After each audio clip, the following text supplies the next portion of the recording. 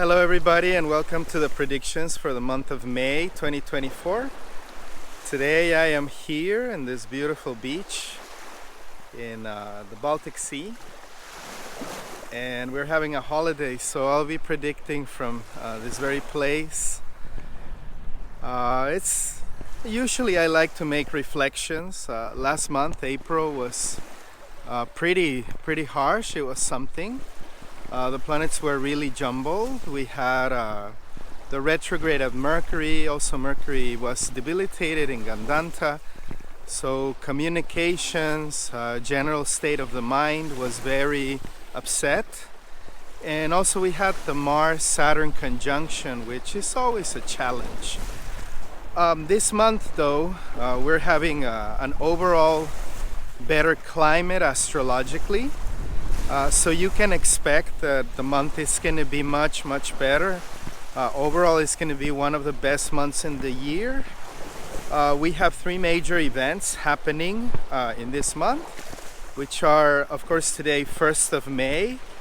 Jupiter, the great benefic, is going to be moving into the sign of Taurus, which is really good because for the past few months, Jupiter has been having the third aspect of planet Saturn, and that always, it limits the energy of Jupiter. It's like putting a good set of brakes on an otherwise very expansive energy. So the shift of energies will happen overall when Jupiter shifts into a new sign. This time is a blessed time. It's called the time of Pushkara. It usually lasts for about 10 days after the transit happens. So you will see that for 10 days there's a period of grace. We are having those 10 days. In the beginning of May, you will notice that the energies during this time are just generally auspicious, very healing time. Then the second thing that we are having during this month is that, of course, the point of stress in the month is going to be the conjunction of Mars and Rahu in Pisces. That happens on the 18th. So you can expect the planetary weather to be irritated when it comes to emotions around the 18th. Mars and Rahu is usually a very obsessive conjunction. Because by itself Rahu is quite obsessive. When Rahu is in Pisces, then it's people can get very adamant about their dreams or what they subjectively think should happen in the world. By that time, Jupiter, who is lording Pisces, will already be in Taurus. So I think the tension is going to be a lot centered on whether we can manifest our material desires or not. It is a point of tension and contention, and so it's this thing that if our dreams are going to come true, how to make them come true, and the frustration that will come from maybe not being patient enough, as Mars is not a very patient planet. So wanting that things would happen faster than the organic process would dictate. That's going to be present around the 18th and for some time, but it'll last for 2 or 3 days, and then naturally Mars is going to move forward quite quickly. So I don't think that it's going to last for too long. It's not as pronounced of a transit as Saturn-Mars conjunction, for example. So it'll come and it'll go. And then the third thing to think about is, of course, the transition that Venus is going to have from Aries into Taurus, where it's going to meet on the 19th. It moves, so it's going to meet the Sun and Jupiter there, and that is going to be a time of tremendous positivity. So it'll be a time of celebration, etc. So lastly, we do have that transit of Venus to Taurus, where the two benefics and the two gurus are going to meet. What can be the controversy here? Well, if you think about it, it is said that Venus is the guru of the Asuras.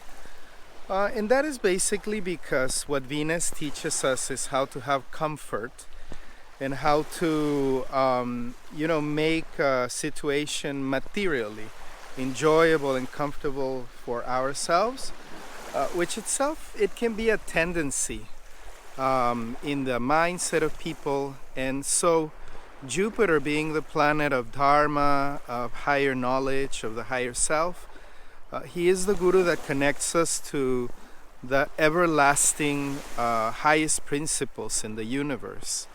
And those, of course, are not material. So there's a lot going on, out there in the internet. I've been watching. Of course, the camps are always divided, and sometimes the predictions of Jupiter in Taurus can be quite fatalistic. But I always like to look at it from the point of view that the planet has a nature. It is said that when Jupiter is in Taurus, then many things like the market will go down, or things can be very bad for the world. There's a decline in dharma. But actually what happens is, the planet is operating in an area of life where it's not at its highest potency.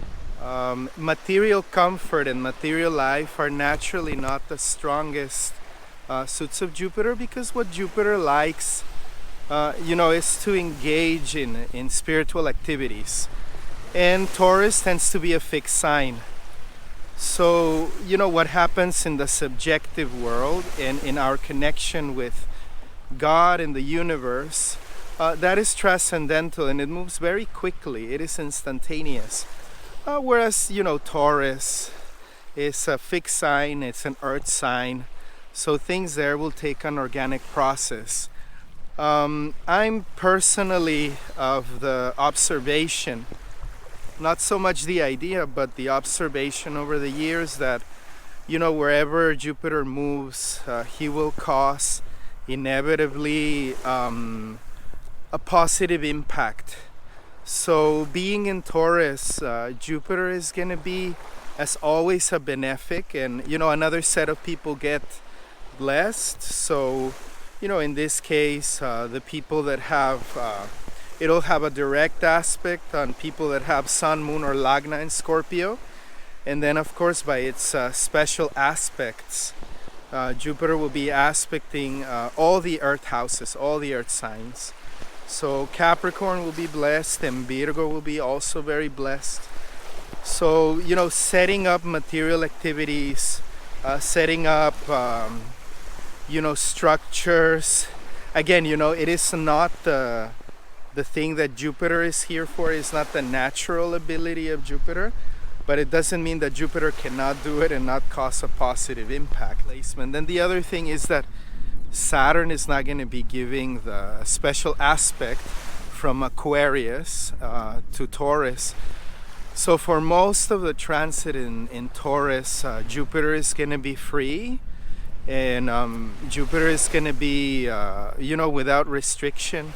So it'll be time where, if you are wise and you invest in anything that develops over time and with the organic process, there may be a very, very good result. And especially if you have your Sun, your Moon, or your Lagna, or significant amount of planets in Earth signs or Scorpio. So Taurus, Capricorn, Virgo, and Scorpio.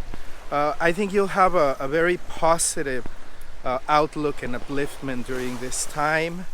Finally, by the end of the month, when Venus moves into Taurus, there might be a combustion, because also the Sun is going to be moving towards the middle of the month to Taurus. So we're going to have Venus, Jupiter, and Sun energizing the sign of Taurus. So comfort, long-term investment, beauty, housing, hosting, lavish things. All of those things are going to be on the rise naturally. And it's not necessarily a bad thing. If there is any advice that could be given for the time, is that, of course, try to hold yourself. Don't overspend what you don't have. Don't overgo on credit. In the pursuit of a happiness that comes from material objects. But if what you're gonna spend and invest, I think the key word here is investment.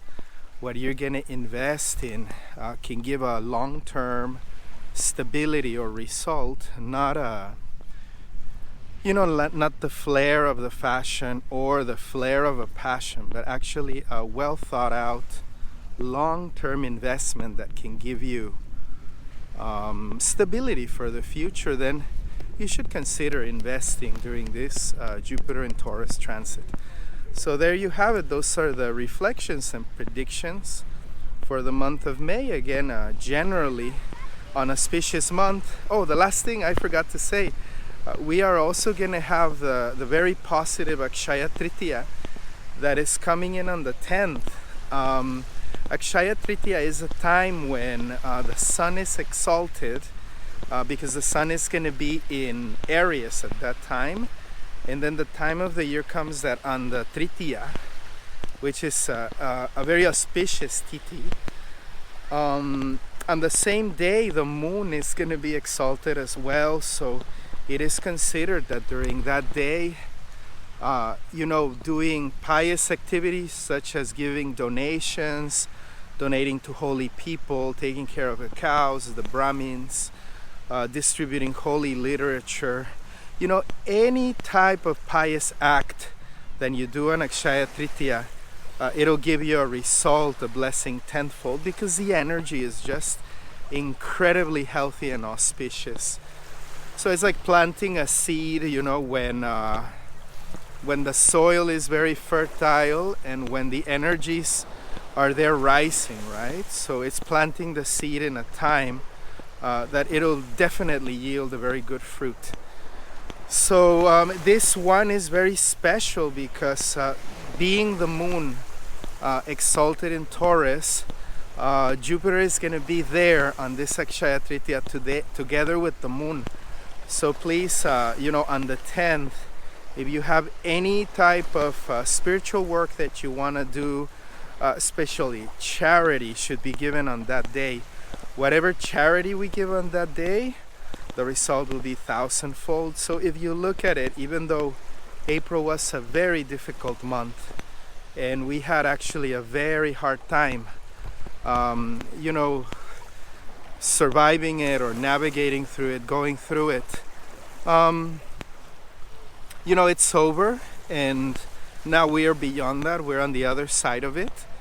And the news for celebration is that just as dark night passed, now it's the morning and it's gonna be a beautiful sunny day like today that we are here in the beach. So rejoice, celebrate, and try to be grateful and thankful for the life you have and for all the gifts and experiences that we're going through. Everything is life. So God is very kind, and especially during times when we have auspicious energies, try to make the best out of it. Resentment and regret, they're not very good to hold. Let them go, let them pass, and rather remember that you are in the present moment, and when there is the time for auspiciousness, do remember to celebrate. So from my side, this is all. I would like to say Radhe Radhe. May the goddess of love bless your life and reign in your heart. Have a beautiful month.